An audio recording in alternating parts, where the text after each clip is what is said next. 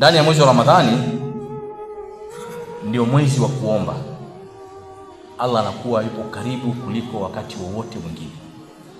Na ndio maana katika sura za funga zile, kutiba alaykumus siyam kama kutiba ala alladhina min qablikum la'allakum tattaqun, ukisoma zote mwisho zinamalizia wa idha sa'alaka ibadi anni fa inni qaribun ujibu da'wata da'i idha da'i.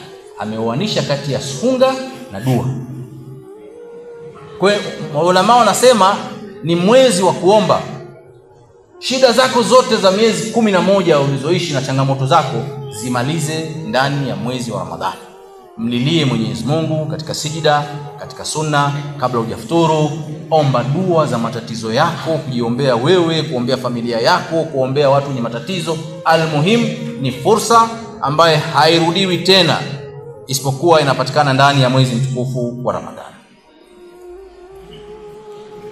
Katika hadithi Mtume sallallahu alaihi wasallam anasema, katika hadithi ya Abi Huraira, thalathun la turaddu da'watuhum, watu aina tatu dua zao hazirudishwi patupu na Allah subhanahu wa ta'ala.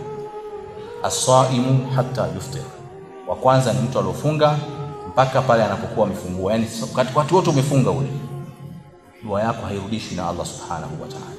Wal imamul adil, na kiongozi mwadilifu. Wa da'watul madhlum, na dua ya mtu aliyodhulumiwa. Kwa hiyo tunapoingia ndani ya mwezi wa Ramadhani tayari dua hairudishwi. Ndiyo fursa ya kumlilia Allah subhanahu wa ta'ala katika matatizo ambayo yanatukabili.